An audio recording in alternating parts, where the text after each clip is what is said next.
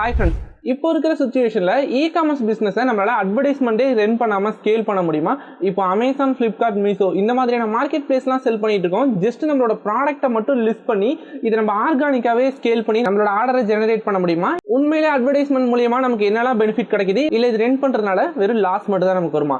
அமேசானா இருக்கட்டும், ஃபிளிப்கார்ட்டா இருக்கட்டும், மீஷோ இது எல்லாத்துலயுமே இன்னைக்கு இருக்கிற மோஸ்ட் ஆஃப் த இ-காமர்ஸ் பிளாட்ஃபார்ம்ல எப்படி அட்வர்டைஸ்மெண்ட் ஒர்க் ஆகுது, இந்த அட்வர்டைஸ்மெண்ட் யூஸ் பண்ணி நம்மளோட பிசினஸை க்ரோ பண்ண முடியுமா முடியாதாங்கிறத டீட்டெயிலா பார்க்கலாம். அதுக்கு முன்னாடி நம்ம சேனல் சப்ஸ்கிரைப் பண்ணா சப்ஸ்கிரைப் பண்ணிட்டு கூடவே பக்கத்துல இருக்கிற பெல் ஐகானை அழுத்திடுங்க. இப்போ நம்ம ஃபர்ஸ்ட் அமேசான் மார்க்கெட் பிளேஸை பத்தி பார்க்கலாம். இப்போ நம்ம ஒரு ப்ராடக்ட்டை அமேசான்ல லிஸ்ட் பண்றோம், ப்ராப்பரா SEO எல்லாமே பண்ணாலும் நம்ம அட்வர்டைஸ்மெண்ட் ரன் பண்ணணும்னா நமக்கு ஆர்டர் வரதுக்கான பர்சன்டேஜ் ரொம்பவே கம்மி தான். இது எதனால இப்படி ஒர்க் ஆகுதுன்னா, இப்போ அமேசான் மார்க்கெட் பிளேஸ்ல நீங்க எந்த ப்ராடக்ட்டை செல் பண்ணாலுமே ஆல்ரெடி ஒரு செல்லர் அந்த ப்ராடக்ட்டை செல் பண்ணிட்டு இருப்பாரு. அவருக்கு ஒரு சில ரேட்டிங் ரிவ்யூ கொடுக்கிறது கூட நிறைய சான்சஸ் இருக்கு. இந்த காம்படிஷன் ப்ராப்ளமோட சேர்த்து அமேசான் அல்காரிதமே எப்படி ஒர்க் ஆகுனா, இப்போ நீங்க உங்க லிஸ்டிங்கை கிரியேட் பண்ணி ப்ராப்பரா SEO பண்ணிருக்கீங்க, டைட்டில் கரெக்டான கீவேர்ட் ஃபார்மட்ல கொடுத்திருக்கீங்க, description, backend system, bullet point இது எல்லாமே நீங்க கரெக்டா கொடுத்தாலும் அந்த அல்காரிதம் அதை ரீட் பண்ணி அதை இன்டெக்ஸ் பண்றதுக்கே ஒரு டைம் எடுத்துக்கும். அட்லீஸ்ட் இதுக்கே ஒரு 3 to 1 week டைம் எடுத்துக்கும். அதுக்கப்புறம் தான் சர்ச் இன்ஜின்லேயே உங்களோட லிஸ்டிங் இன்டெக்ஸ் ஆகிறதுக்கு நிறைய சான்சஸ் இருக்கு. இப்படி இருக்கும்போது உங்களோட நீங்க ஒரு லிஸ்டிங் கிரியேட் பண்ண உடனே அதுக்கு விசிபிலிட்டிஸ் வரதா இருக்கட்டும், அது கரெக்டான ஆடியன்ஸை கொண்டு போய் சேர்றதா இருக்கட்டும், இது எல்லாமே ரொம்பவே காம்ப்ளிகேட்டடான ப்ராசஸ். இப்போ எக்ஸாம்பிள் நீங்க இந்த இடத்துல இன்னொரு டவுட் கேட்கலாம், ரொம்பவே ஹை சர்ச் வால்யூம் இருக்கிற ஒரு பெஸ்ட்டான கீவேர்டை என்னோட ப்ராடக்ட்ல நான் கொடுக்குறேன், இது நிறைய பேர் சர்ச் பண்ணுவாங்க, இதுல இன்டெக்ஸ் ஆகிறதுனால எனக்கு நிறைய ஆர்டர் வரும்னு கேட்கலாம். நம்ம என்ன மெட்ரிக்லாம் யூஸ் பண்ணி ஒரு கீவேர்ட் சூஸ் பண்ணமோ அதே தான் அந்த கீவேர்டுக்கான டிராபேக்காகவும் இருக்கு. ரொம்பவே ஹை சர்ச் வால்யூம் இருக்கிற ஒரு பாப்புலரான கீவேர்டு இருக்கட்டும், ஆல்ரெடி நம்மளோட காம்பீட்டர் எல்லாருமே இந்த கீவேர்டை யூஸ் பண்ணி ரேங்க் ஆயிருப்பாங்க. இந்த கீவேர்டை சர்ச் பண்ணி நிறைய கஸ்டமர் நம்மளோட காம்பீட்டர் ப்ராடக்ட்டை பர்ச்சேஸ் பண்ணிருப்பாங்க. இப்படி இருக்கும்போது அமேசான் அல்காரிதம் ஒரு கீவேர்டை யூஸ் பண்ணி எந்த ப்ராடக்ட்டுக்கு அதிகமான பர்ச்சேஸ் நடந்திருக்கு, அந்த ப்ராடக்ட்டோட ரிட்டர்ன் ரேட் எவ்வளவு இருக்கு, இதெல்லாம் பேஸ் பண்ணி தான் அந்த சர்ச் ரிசல்ட்ல அவங்களோட பிளேஸ்மெண்ட்டை காட்டுமே தவிர நியூவா ஒரு ப்ராடக்ட் வந்திருக்கு, இந்த ப்ராடக்ட் ரொம்பவே ரெலவெண்டா இருக்குங்கிறதுனால நம்ம ப்ராடக்ட்டை கொண்டு போய் காட்டாது. இப்படி இருக்கும்போது நம்மளோட ப்ராடக்ட் வந்து செகண்ட் பேஜுக்கோ தேர்ட் பேஜுக்கோ போயிடும். இப்போ எதனால நான் அட்வர்டைஸ்மெண்ட் ரன் பண்ணாததுனால நமக்கு ஆர்டர் பெருசா ஜெனரேட் பண்ண முடியாதுன்னு நான் சொல்றேன்னா, இப்போ அமேசான் மார்க்கெட் பிளேஸ்ல மோஸ்ட் ஆஃப் த சேல்ஸ் வந்து ஃபர்ஸ்ட் ஒரு 2 பேஜுக்குள்ளே முடிஞ்சிடும். அதுக்கப்புறமா தேர்ட் பேஜ், ஃபோர்த் பேஜ்லாம் போய் இந்த ப்ராடக்ட்டை பர்ச்சேஸ் பண்றதுக்கான கஸ்டமரே கிடையாதுன்னு நான் சொல்லணும்.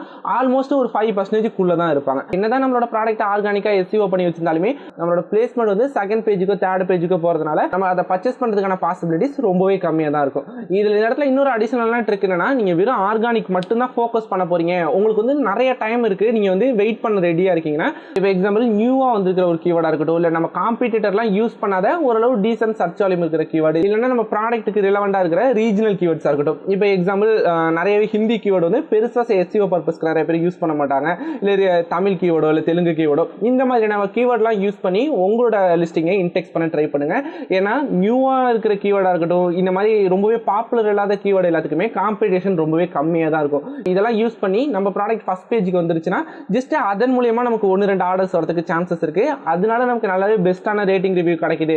கண்டினியூவா இந்த சைக்கிள் நடந்துகிட்டே இருக்குங்கும் போது அமேசான் ஆட்டோமேட்டிக்காவே நம்ம ப்ராடக்ட்டுக்கு ரிலவெண்டா இருக்கிற மற்ற ப்ராடக்ட் எல்லாத்துக்குமே நம்மளை ரெக்கமெண்ட் பண்ணும். இதுல ரொம்பவே இம்பார்ட்டன்டான ஒரு விஷயம் என்னன்னா, இதுல எக்காரணத்தை கொண்டு உங்களோட ரிட்டர்ன் ரேட் இன்க்ரீஸ் ஆகிடே கூடாது, அதே நேரத்தில் உங்களோட ப்ராடக்ட் வந்து அவுட் ஆஃப் ஸ்டாக்கும் போகக்கூடாது. இது ரெண்டு மட்டும் நீங்க மெயின்டைன் பண்றீங்க, உங்க ப்ராடக்ட் நல்ல குவாலிட்டியில இருக்கு, நல்ல ஃபீட்பேக்லாம் வந்துகிட்டே இருக்குங்கும் போது ஆர்கானிக்காவே உங்க ப்ராடக்ட்டுக்கு ஆர்டர் வரதுக்கு சான்சஸ் இருக்கு. ஆனா கரண்ட் சிலர்ல மோஸ்ட் ஆஃப் த சிலருக்கு இவ்வளவு பொறுமை கிடையாது. அதோட இல்லாம நம்ம நிறைய ஸ்டாக் ஸ்டோர் பண்ணி வச்சுக்கிறதுனால அதுக்கு நம்ம ரெண்ட் பே பண்ற மாதிரி இருக்கும். இல்லை அமேசான் FP இருந்துச்சுன்னா அதுக்கு நிறையவே நம்ம சார்ஜஸ் பே பண்ற மாதிரி இருக்கும். இவ்வளவு டைம் நம்ம 3 to 4 months வெயிட் பண்ணி ஒரு சேல்ஸ் அச்சீவ் பண்றத அமேசான் அட்வர்டைஸ்மெண்ட்டை ப்ராப்பரா யூஸ் பண்ணோம்னா நம்மளால ஒரு 1 monthலயே அச்சீவ் பண்ணிட முடியும். இதுதான் அந்த அமேசான் அட்வர்டைஸ்மெண்ட்ல இருக்கிற அட்வான்டேஜ். இப்போ நம்ம அமேசான் ஆட்ஸை யூஸ் பண்ணா மட்டுமே நம்மளால சேல்ஸ் பெட்டரா கொண்டுட்டு வர முடியும். இதனால நிறைய பேர் ரெவன்யூ மேக் பண்ண முடியும் கிடையாது. இது நம்ம கரெக்டா யூஸ் பண்ணா மட்டும் தான் நம்மளால நிறைய ப்ராஃபிட் மேக் பண்ண முடியும். அப்படி இல்ல இது எப்படி யூஸ் பண்றதுன்னு தெரியல, நம்ம கரெக்டா ஆப்டிமைஸ் பண்ணாம விட்டுட்டோம்னா நமக்கு மிகப்பெரிய லாஸ்ல போகிறது கூட சான்சஸ் இருக்கு. அதனால அமேசான் அட்வர்டைஸ்மெண்ட்டை கரெக்டா யூஸ் பண்ணுங்க. ரெலவெண்டான கீவேர்டா இருக்கட்டும், ப்ராடக்ட்டை டார்கெட் பண்ணி அட்வர்டைஸ்மெண்ட் ரன் பண்ணுங்க. அதோட ஆப்டிமைஸ் பண்ற சைக்கிளை கரெக்டா நம்ம ஃபாலோ பண்ணாலே போதும், நம்மளால அமேசான் அட்வர்டைஸ்மெண்ட்ல இருந்து பெட்டரான ரிசல்ட் எடுத்துட்டு வர முடியும்.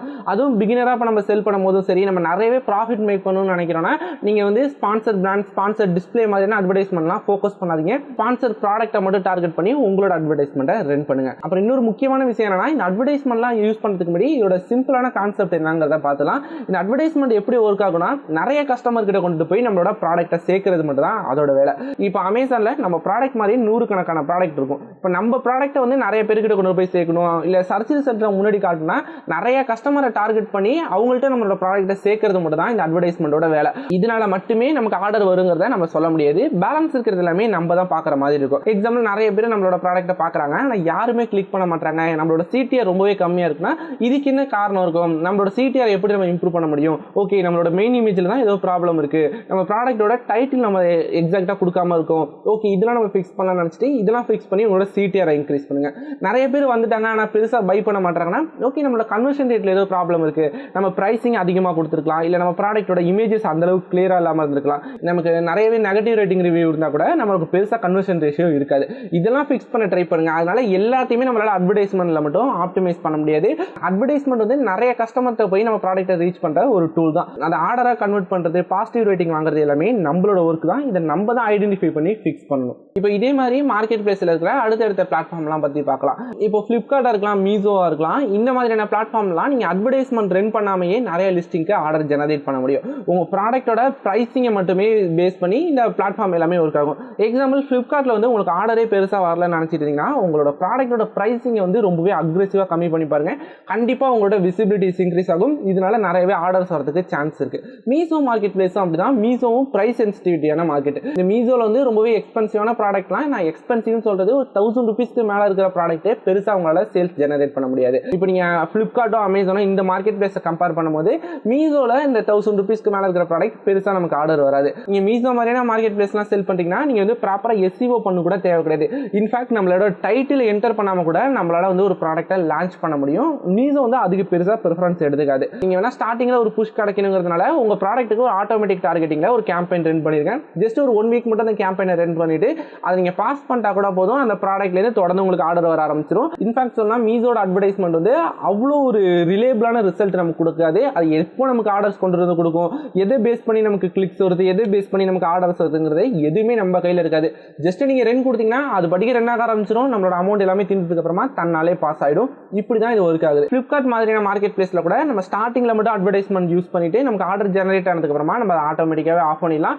அட்வர்டைஸ்மெண்ட் இல்லாமே ஒரு ப்ராடக்ட்டை நம்மளால ஃபிளிப்கார்ட் மாதிரியான மார்க்கெட் பிளேஸ்ல நம்மளால சேல் பண்ண முடியும். ஓகே, இப்போ நம்ம இதுவரையும் பார்த்ததை வச்சு அமேசானை கம்பேர் பண்ணும்போது ஃபிளிப்கார்ட்டும் மீசோவும் ரொம்பவே பெட்டரான பிளாட்ஃபார்ம். இதில் நம்மளால அதிகமான சேல்ஸ் ஜெனரேட் பண்ண முடியும். அட்வர்டைஸ்மெண்ட்டுக்கு எந்த வித ஸ்பெண்டுமே பண்ணாமனு நம்ம டிசைட் பண்ணிட முடியாது. ஏன்னா அமேசான் அட்வர்டைஸ்மெண்ட் வந்து ரொம்பவே ரிஃபைன்டான ஒரு டூல். இந்த டூலை நம்ம எப்படி யூஸ் பண்ணணும் ஸ்டார்டிங்ல கத்துக்கிட்டு நம்ம கரெக்டா யூஸ் பண்ணனா இதனால நம்மளால பெட்டரான ரிசல்ட் எடுத்துட்டு வர முடியும். இதே மாதிரி மீசோ மாதிரியான மார்க்கெட் பிளேஸ் எடுத்துட்டீங்கன்னா எதை பேஸ் பண்ணி உங்களுக்கு ஆர்டர் வருது, எதை பேஸ் பண்ணி இப்போ உங்களுக்கு ஆர்டர் வரலங்கிறது அவ்வளோ டேட்டா நம்ம கையில் இருக்காது. எனக்கு தெரிஞ்ச ஒரு செல்லர் வந்து அவருக்கு அமேசான்ல ரொம்பவே பெஸ்ட்டாக செல் ஆகிற ஒரு ப்ராடக்ட்டை மீசோல லிஸ்ட் பண்ணியிருக்காரு. ஸ்டார்டிங்ல பெருசா எந்த ஆர்டருமே வரல. திரும்பி ஒரு 2 to 3 months கழிச்சு திரும்ப இந்த ப்ராடக்ட்டை லிஸ்ட் பண்ணி பார்க்கலான்னு கேஷுவலா அதே ப்ராடக்ட்டை நியூவா ஒரு லிஸ்டிங்கா கிரியேட் பண்றாரு. அதே கீவேர்ட், அதே டைட்டில், அதே டிஸ்கிரிப்ஷன்லாம் யூஸ் பண்ணி அந்த ப்ராடக்ட்டை லிஸ்ட் பண்றாரு. இல்ல ஓல்டு லிஸ்டிங்க்கும் இதுக்கும் எந்த வித சேஞ்சஸுமே இல்லை. பிரைசிங்ல மட்டும் ஒரு 5 ரூபீஸ் கிட்ட டிஃபரன்ஸ் இருக்கும். ஓகே, ஒரு 5 ரூபீஸ் கம்மியாக வச்சு பார்க்கலாமே அந்த லிஸ்டிங் கிரியேட் பண்ணிட்டாரு. அந்த லிஸ்டிங் கிரியேட் பண்றதுலேருந்து தொடர்ந்து அவருக்கு நிறையவே ஆர்டர்ஸ் வந்துட்டு இருக்கு.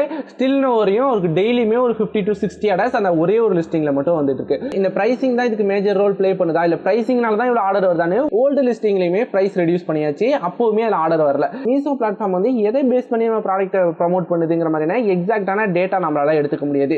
இதே நம்ம அமேசான் மாதிரியான மார்க்கெட் பிளேஸ்லாம் பார்த்தோம்னா நம்ம பிராண்டை என்ரோல் பண்ணியிருந்தோம்னா எந்த கீவேர்டை யூஸ் பண்ணி நமக்கு ஆர்டர் வருதுங்கிற வரையும் நம்மளால தெரிஞ்சுக்க முடியும். நம்மளோட பேஜ் எவ்வளவு இருக்கு, நம்ம ப்ராடக்ட்டை வந்து கம்ப்யூட்டர்ல எத்தனை பேர் பார்க்கறாங்க, மொபைல் போன்ல எத்தனை பேர் பார்க்கறாங்க, இவ்வளவு டீடைல் நம்மளால தெரிஞ்சுக்க முடியும்.